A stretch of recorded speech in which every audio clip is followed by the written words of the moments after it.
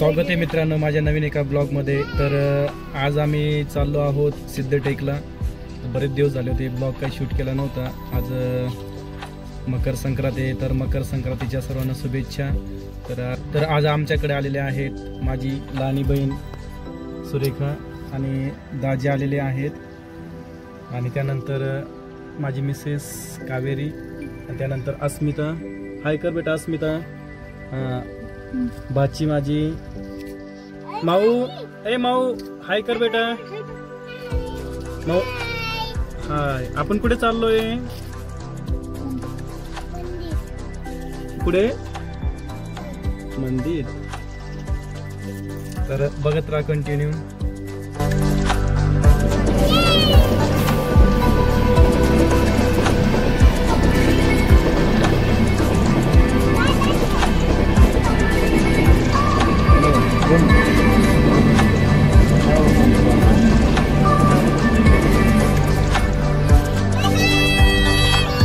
करायचं bye bye.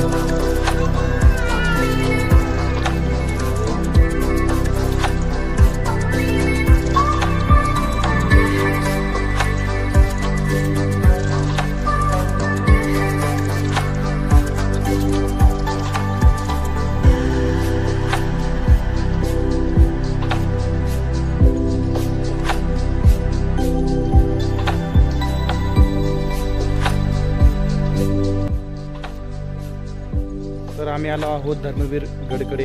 गाडी park केली, पार्क करून या मंदिरात जाणार, दर्शन घेणार, त्यानंतर जेवण करणार। जेवणासाठी आम्ही घरूनच डबा आणलेला आहे, आणि जेवण झाल्यानंतर आम्ही ह्या किल्ल्याकडे, धर्मवीर किल्ल्याकडे ह्या रस्त्याने जाणार आहोत।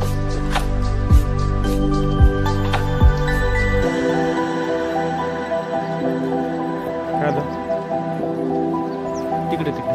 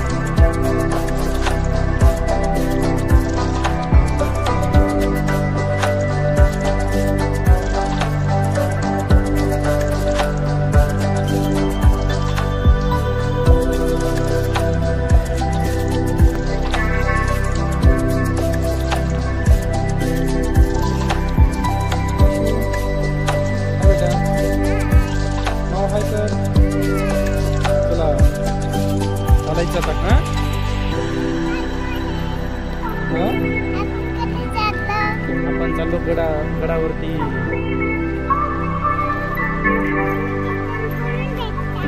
बोलून नाही भेटत, बघू ना काय भेटतो, बघू ना। बघा बाकीचे पण पर्यटक आलेले आहेत गडावरती, आणि आम्ही पण चाललोय।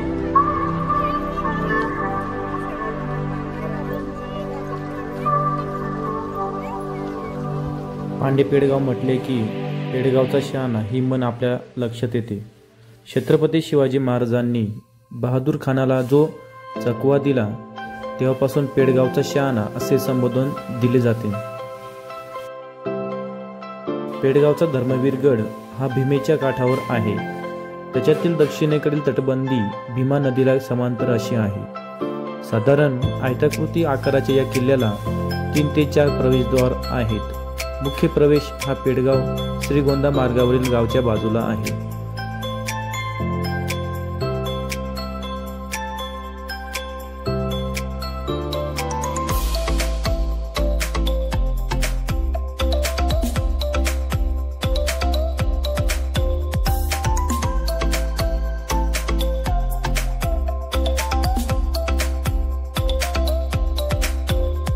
किल्ल्यामध्ये असलेल्या अनेक वास्तू आजही आपल्याला दिसतात, परंतु त्या आता उद्ध्वस्त अवस्थेत आहेत। याची तटबंदी कशी बशी का होईना पण उभी आहे, तरीसुद्धा काटेरी रान माजलेलं सगळीकडे दिसतंय। नदीच्या बाजूला तटबंदीमध्ये जे बांधकाम आहे ते आजही बघण्यासारखं आहे।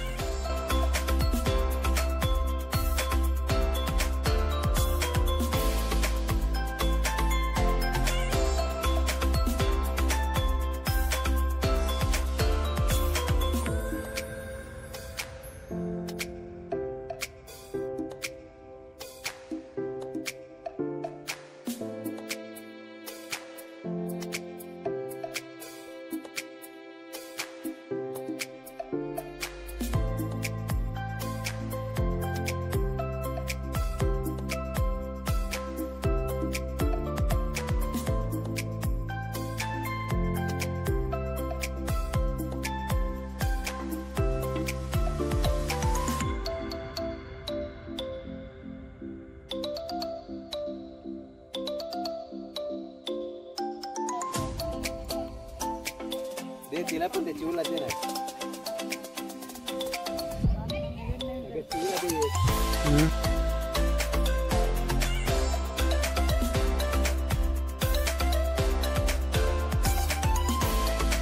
या दुमजली इमारतीच्या खिडक्यांमधून भीमा नदीचा देखावा अत्यंत सुंदर दिसतो। किल्ल्यामध्ये सुबक नक्षीकाम असलेली अनेक मंदिरे आहेत। या मंदिरांपैकी लक्ष्मीनारायण मंदिर तसे आजही बऱ्या अवस्थेमध्ये आढळून आलेले आहे। अर्थातच पुरातत्व खात्याने जवळजवळ पुनर्जीवन केलेले आहे।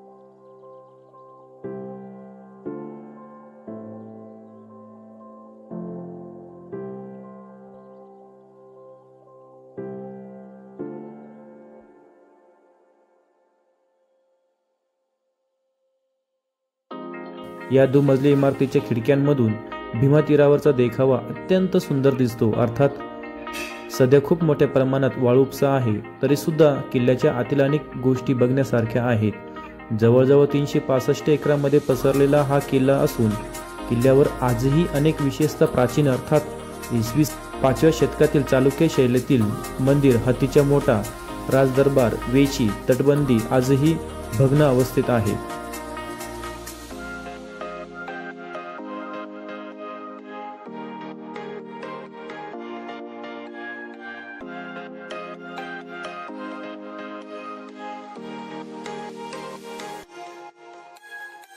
हा किल्ला बघत असताना सुबक नक्षीकाम असलेले अनेक मंदिरे आम्हाला दिसली।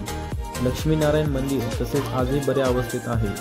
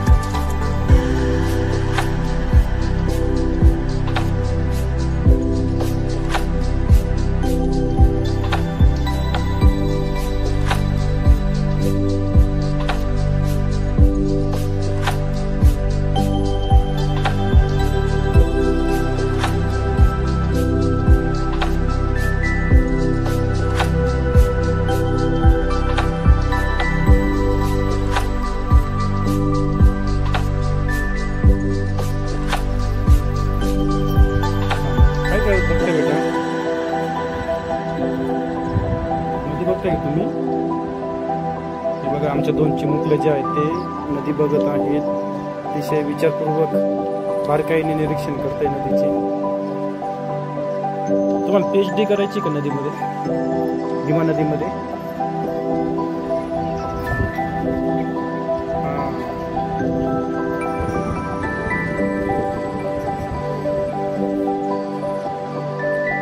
फोटो सेशन चालू आहे.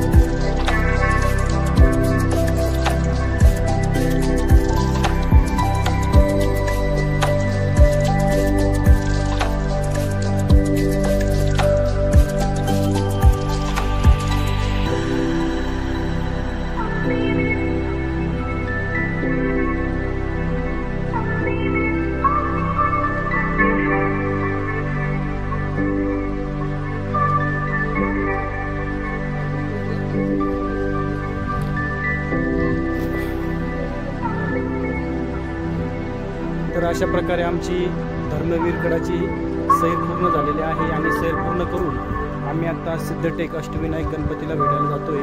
तर बघत राहा पुढं कंटिन्यू.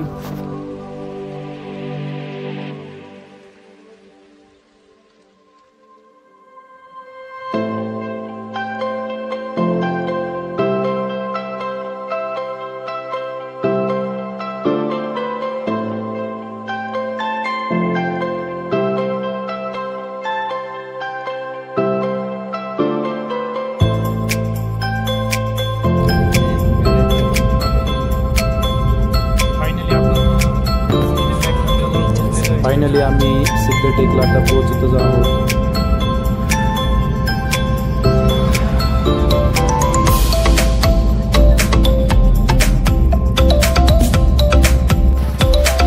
रस्त्याच्या कडेला गाडी पार्किंग करून मंदिरात जात आहोत.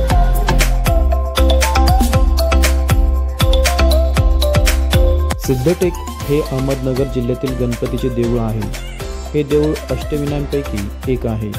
श्री विष्णूला सिद्धी प्राप्त करून देणारा, कार्यसिद्धीस नेणारा सिद्धिविनायक अष्टविनायकांपैकी उजव्या सोंडेचा एकमेव गणपती आहे. सामान्यतः गणेशाची सोंड त्याच्या डावीकडे वळलेली असते, पण असे मानले जाते की उजव्या सोंडेचा गणेश हा खूपच शक्तिशाली आहे. परंतु हे जरी खरे असले तरी त्याला प्रसन्न करणे ही तेवढेच कठीण काम आहे. हे एकमेव असे अष्टविनायक मंदिर आहे जिथे देवतेची सोंड उजवीकडे आहे.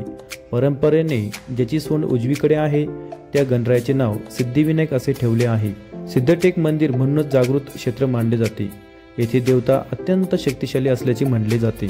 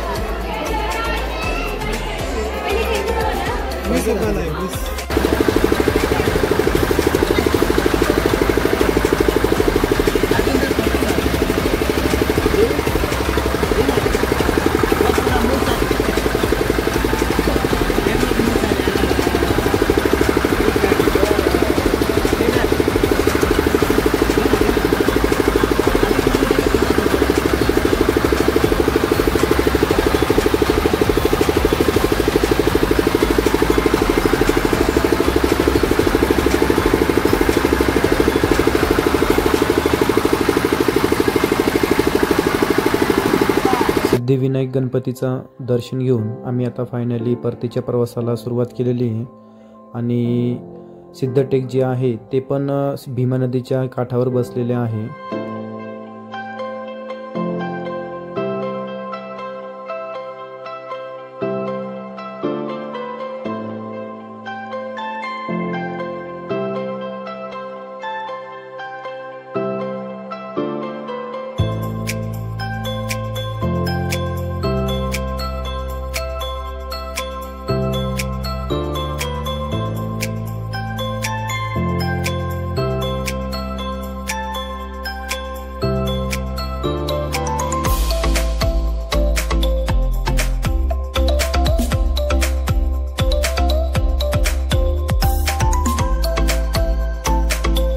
व्हिडिओ आवडल्यास चॅनलला लाईक, शेअर आणि सबस्क्राईब करायला विसरू नका.